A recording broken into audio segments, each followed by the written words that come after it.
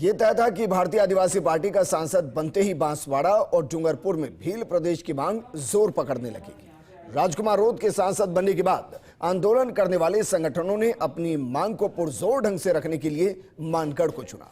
कांग्रेस के भी कुछ विधायक अंदर खाने मांग से इत्तेफाक रखते हैं, लेकिन पार्टी लाइन से अलग हटकर बोलना नहीं चाहते। तो सरकार के एक मंत्री कहते हैं कि छोटे राज्य विकास के लिहाज से ठीक है, लेकिन जातीय आधारित प्रदेश की मांग अनुचित है। ये रिपोर्ट देखिए। राजस्थान, गुजरात और मध्य प्रदेश से सटे मानगढ़ का स्थान वनवासी आदिवासी वर्ग के बीच बेहद अहम है। सरकार किसी भी पार्टी की रही हो, मानगढ़ अगाध श्रद्धा का विषय रहा और सभी दलों ने आदिवासियों के बीच संदेश देने की कोशिश की, जिसका असर कई राज्यों में है। यही कारण है कि भील प्रदेश की मांग को यहीं से फिर छेड़ा गया। भारतीय आदिवासी पार्टी ने चुनावी भागीदारी में बीजेपी और कांग्रेस को अपना लोहा मनवा दिया।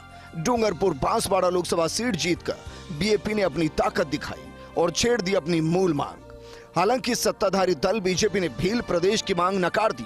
जनजाति विकास मंत्री बाबूलाल खराड़ी ने कहा कि जाति के आधार पर राज्य की मांग अनुचित है, लेकिन ये जरूर कहा कि विकास के लिहाज से छोटे राज्य कारगर होते हैं। देखिए, लोकतंत्र में अभिव्यक्ति की आजादी है,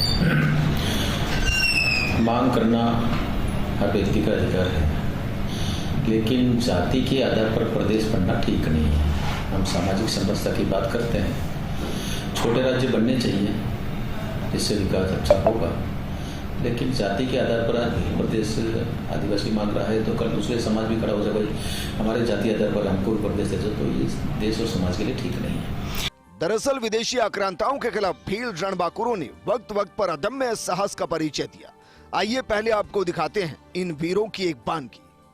दरअसल जब महाराणा प्रताप ने मुगलों के खिलाफ राजस्थान में स्वराज की अलग जगाई और मेवाड़ की रक्षा के लिए ऐतिहासिक हल्दी घाटी की लड़ाई में पूंजा ने भील सेना की अगुवाई की।